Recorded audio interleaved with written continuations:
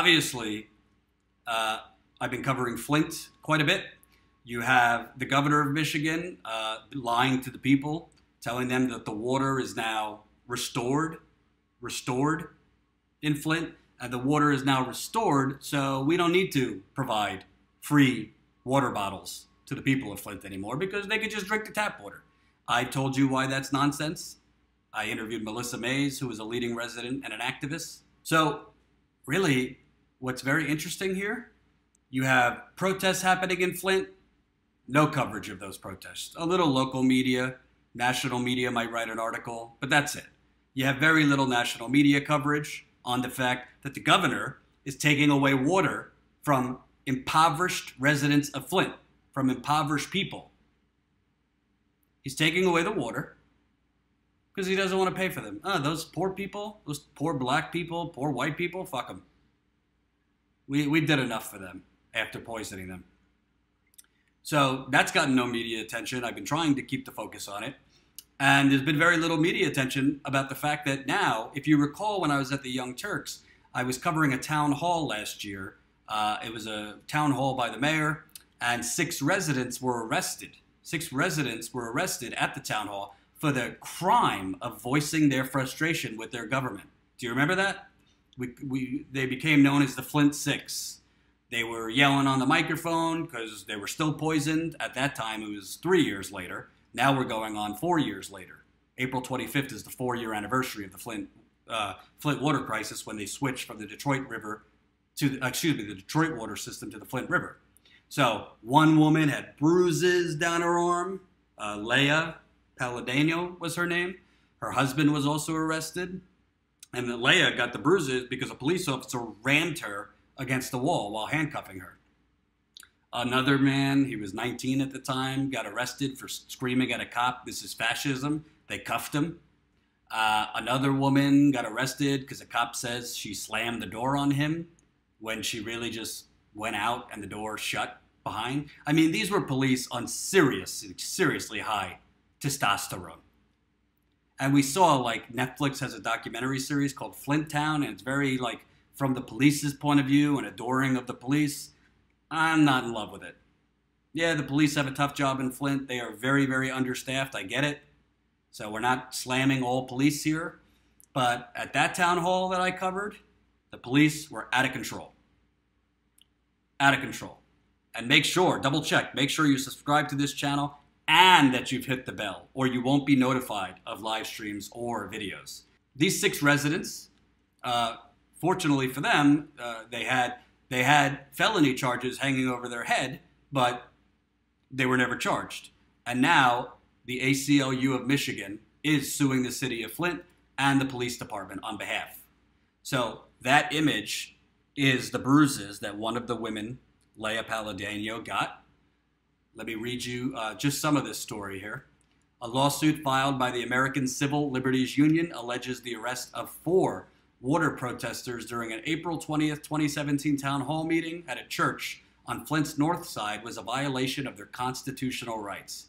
Tony Palladino, Leah Palladino, and Abel Delgado of Flint, and Susan Whalen of Detroit are named as plaintiffs in the suit filed Thursday, April 20th against the city of Flint, Flint Police Chief Tim Johnson, and several individual officers.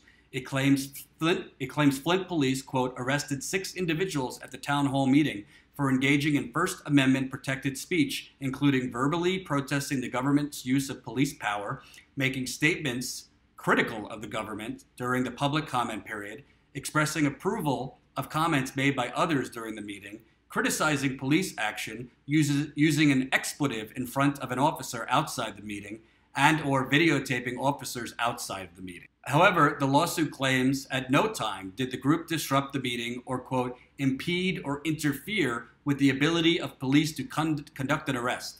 The group was held overnight in the Flint City lockup and released the following morning. No charges were filed by the Genesee County Prosecutor's Office against any of the people arrested. Greg Gibbs, one of the group's attorneys, argues the arrests were unconstitutional. Quote, it was actually a government meeting, he said of the gathering hosted by the city of Flint at House of Prayer Missionary Baptist Church. Even though it's in a religious facility, it's still a public forum which has the full protection of the First Amendment. The lawsuit claims Palladino Jr. spoke to the armed officers about enforcement of religious rules on attendees and, quote, tried to resolve the situation outside the sanctuary. But law enforcement insisted on them following the guidelines. Officers stopped men wearing hats from entering the church sanctuary unless they removed them, and men who would not remove their hats were asked to leave. The issue led to arguments between members of the public and police. Johnson did address the crowd prior to the meeting, stating, "I just want to make sure this meeting goes off the way it's supposed to and that everybody's respecting everybody." Actually, that's not what he said. That's Flint Journal, which is basically a stenographer for the police. He actually said, "I ain't fooling around tonight." Oh, here we go. Excuse me. As I bashed them, they did quote it right. "Please don't be in here trying to disrupt this meeting, because if you do, I'm going to escort you out, and I'm only going to take you to the back door, and then you're going to jail. I'm not going to play with nobody tonight," he said. Gibbs said Leah Palladino was slammed down twice on a desk by police officers in the common area outside the sanctuary and then forcibly placed in the back of a paddy wagon for using a profane word.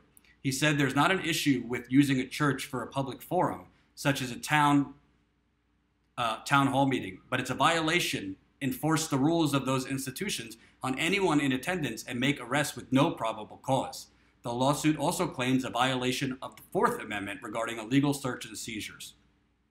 Quote, "It's nonsense for the chief of police to punish people for exercising their constitutional rights," said Gibbs, adding the lawsuit seeks to enforce policies to prevent the guidelines of a religious institution being used at a public meeting. Quote, "He can be Mr. Stern as he wants to be, but he's got to follow the constitutional rules like everybody else." Well, I was there. I was the only national reporter at that church that night. My former cameraman, I should say, Ty, was also there. He got great video and shots of what the police were doing, the ridiculous arrest on one guy because he said this is fascism. You call it what it is, you're arrested. It was fascism. Like I said, emotions and tensions were high. These are poisoned poor people that have not gotten relief or remedies from their government at that time, during that town hall, for 3 years. For 3 years. Now they're going on 4 years. April 25th is 4 years.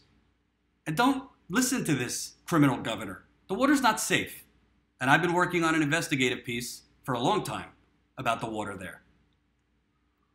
So what you have here, and this goes back to what I was talking about yesterday, we either have a real rule of law in America for everybody, or we just have out of control police, out of control politicians, out of control corporations that get to do whatever the hell they want, whether it's cutting down trees without permits, like Energy Transfer Partners, whether it's oil police in North Dakota, shooting grenades at unarmed people,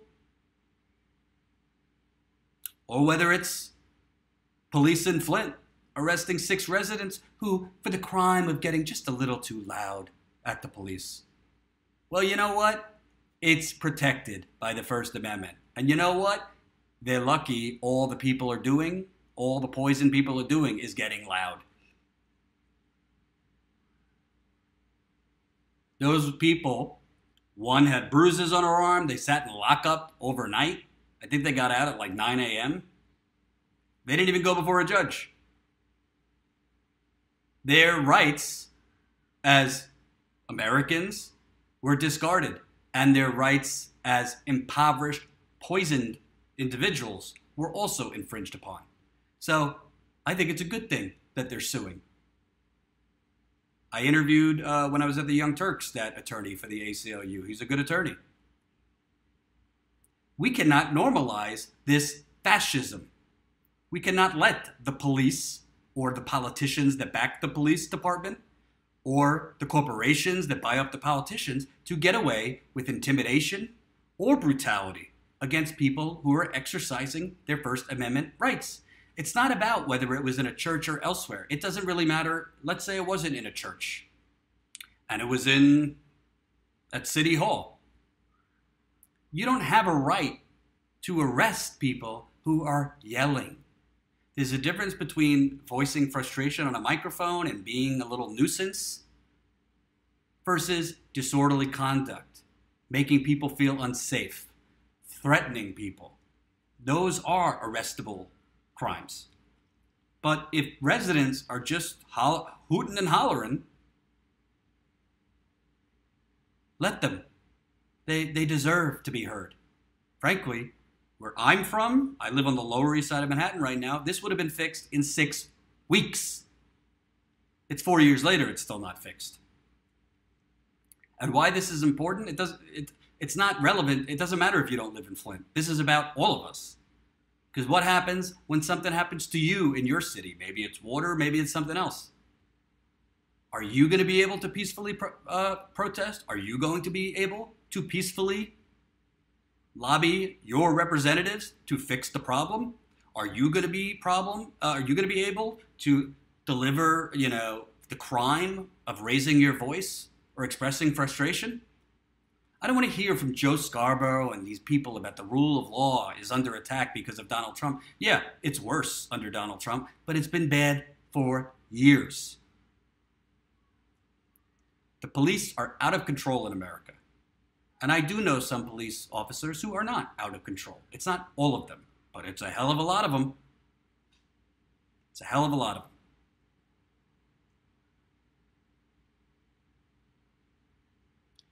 Poison people deserve empathy. They deserve change. They deserve the problem to be fixed. And frankly, they deserve Medicare for all, for life.